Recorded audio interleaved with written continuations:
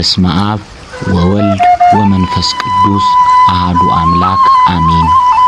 የእመቤታችን የቅድስት ድንግል ማርያም ታሪክ።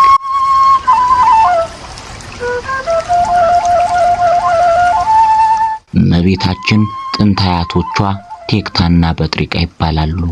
ቴክታ ሴቷ ስትሆን በጥሪቃ ደግሞ ወንዱ ነው። ቴክታ ሄሜንን ወለደች። ሄሜን ጌርዴርን፣ ጌርዴር ቶናን፣ ቶና ሲካርን፣ ሲካር ሄርሜላን፣ ሄርሜላ ሐናን፣ ሐና እመቤታችንን ወለደች። የእመቤታችን እናት ቅድስት ሐና ነሐሴ 7 ቀን እመቤታችንን ጸነሰች። በዚህ ጊዜ ተአምር ተደርጓል። ሐና ልጅ መውለድ ተስኗት መካን በነበረችበት ወቅት ችግሯን የምታዋያት ጭንቀቷን የምታካፍላት አንድ አይና የሆነች ቤርሴባ የሚሏት ሴት ነበረች። ሐና በጸነሰችበት ጊዜ ያ ያልሽኝ ጉዳይ ሆነ እንዴ ብላ ሆዷን ብትዳስሰው አንድ አይኗ በራላት። ከዚህ በኋላ ብዙ ሰዎች ሆዷን እየዳሰሱ ከህመማቸው ተፈውሰዋል።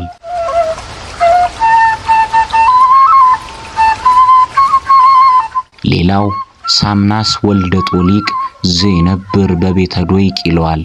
የጦሊቅ ልጅ ሳምናስ ለሐና ያጓቷ ልጅ ነው። ሞተ ተብሎ ለሐና ተነገራት።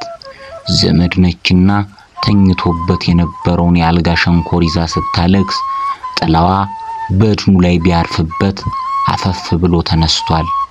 ጌታ ከእመቤታችን እንደሚወለድም ትንቢቱም ተናግሯል። እንግዲህ እመቤታችን ነሐሴ 7 ተጸነሰች፣ ግንቦት 1 ቀን ተወለደች። ኖህ መርከቡን በግንቦት ወር እንደገነባ እመቤታችንም በግንቦት ወር ተወለደች። የኖህ መርከብ የእመቤታችን ምሳሌ ነችና እመቤታችን አማናዊቷ መቅደስ ነች። ሕንጻ ቤተ ክርስቲያን ቢሰራ በሰው እጅ ነው። እመቤታችን ግን በሰው እጅ ያልተሰራች በአምላክ ሕሊና ታስባ ትኖር የነበረች አማናዊት የአምላክ ማደሪያ ናትና እመቤታችን በተወለደች ጊዜ ምድር እንደ ፀሐይ አብርታለች። እመቤታችን የስለት ልጅ ነች።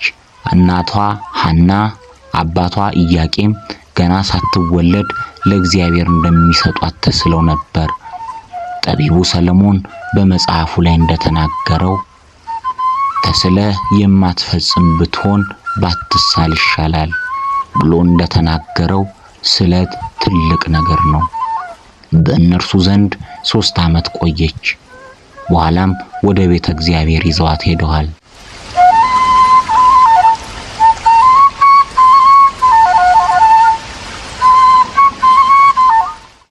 ስምዖን ከሚባለው ሊቀ ካህናት ቀጥሎ ዘካርያስ የተባለው ሊቀ ካህናት በወቅቱ ተሹሞ ነበርና ለሊቀ ካህናቱ ለዘካርያስ ታኅሳስ 3 ቀን ሰጥቷታል።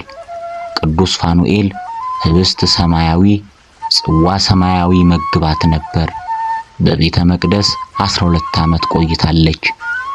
ከእናት ከአባቷ ቤት 3 ዓመት፣ በአጠቃላይ 15 ዓመት ሲሆናት ሊቀ መላእክት ቅዱስ ገብርኤል አብስሯት ጌታን መጋቢት 29 ቀን ጸነሰች።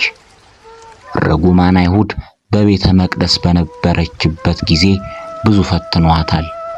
መጽነሷን ባወቁ ጊዜ በኦሪት ሕግ አንዲት ሴት ከማይታወቅ ወንድ ጸንሳ ከተገኘች በድንጋይ ተወግራ በእሳት ተቃጥላ ትገደላለች።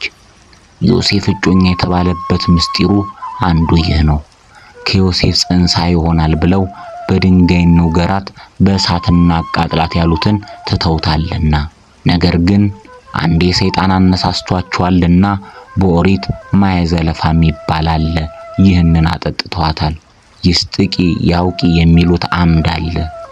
ይህንንም አምድ ደግመውባታል። ማየ ዘለፋ አንዲት ሴት ብትጠጣው አንጀቷን የሚቆራርጥ ነው። እመቤታችን ግን በጠጣችው ጊዜ እንኳን ልትሞት እንደ ፀሐይ አበራች። በዚህ ጊዜ ትተዋታል። ነገር ግን በልባቸው አንዴ ለክፋት ተነሳስተዋልና መጥቁል ወደሚባል ወደ አንድ ጠንቋይ ዘንድ ሄደው አንዲት ሴት እንድታጠፋልን ብለው ነገሩት። መጥቁልም ደፋር ነበርና እንኳን አንዲት ሴት እግዚአብሔርንም እንደ ባሪያ አዘዋለሁ ሎቱ ስብሐት ብሎ በማሰብ እሺ አጠፋላችኋለሁ አላቸው። ወደ በረሃም ሄዶ ቢያጨበጭብ 373 ልቡሳነ ሥጋ አጋንንት ተሰበሰቡለት። ሄዱና ማርያም የምትባሏን ሴት አጥፏት ብሎ ላካቸው። አጋንንቱም ሲደርሱ ቤተ መቅደሱ እሳት ሆነና አላስጠጋላቸው። ወደ ቤተ መቅደስ መቅረብ አይቻላቸውምና እመቤታችን ደግሞ እንደሚታወቀው የጸሎት ሰው ነችና ሕርምስድቅኤል የሚባል ሴቶች የሚደግሙት አምድ አለ።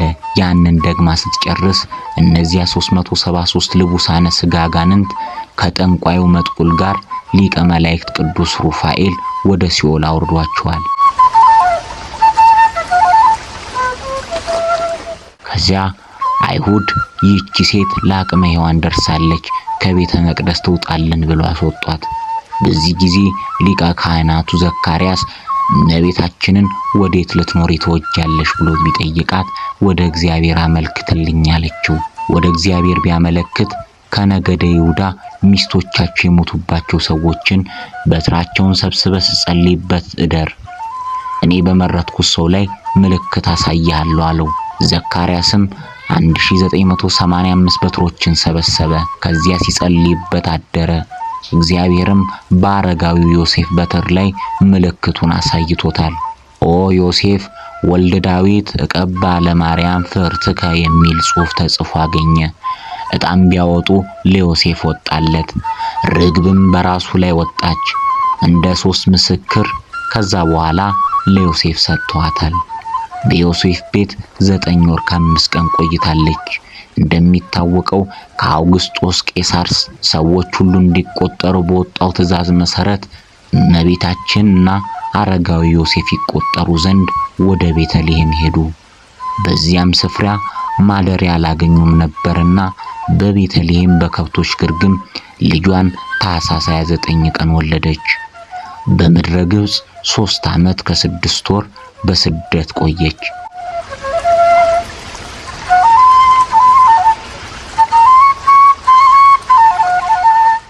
ከስደቷ መልስ ከልጇ ጋር 30 ዓመት ቆየች። በዚህ ጊዜ ሁላችንም እንደምናውቀው በቃና መንደር በገሊላ ከተማ በሰርግ ቤት ያደረገችው ተአምር ይጠቀሳል። ይህም በአማላጅነቷ ውሃው ወደ ወይን የተቀየረበትን ታሪክ እናገኛለን። ከዚህ በኋላ ጌታችን በመስቀል በተሰቀለ ጊዜ ለቅዱስ ዮሐንስ ወልደ ነጎድጓድ በመስቀሉ ስር እናት ሆና ተሰጠችው። እነሆ ልጅሽ እነኋት እናት እንዳለ ወንጌላዊው ቅዱስ ዮሐንስ በዮሐንስ በኩል እናት ሆና ለሁላችንም ተሰጠችን። ዮሐንስ ያን ጊዜ ወደ ቤቱ እንደወሰዳት መጽሐፍ ቅዱስ ይነግረናል። ከዮሐንስ ጋር 15 ዓመት ቆየች። በአጠቃላይ 64 ዓመት ከ5 ቀን በዚህ ምድር ላይ ቆይታለች። ወስብሐት ለእግዚአብሔር።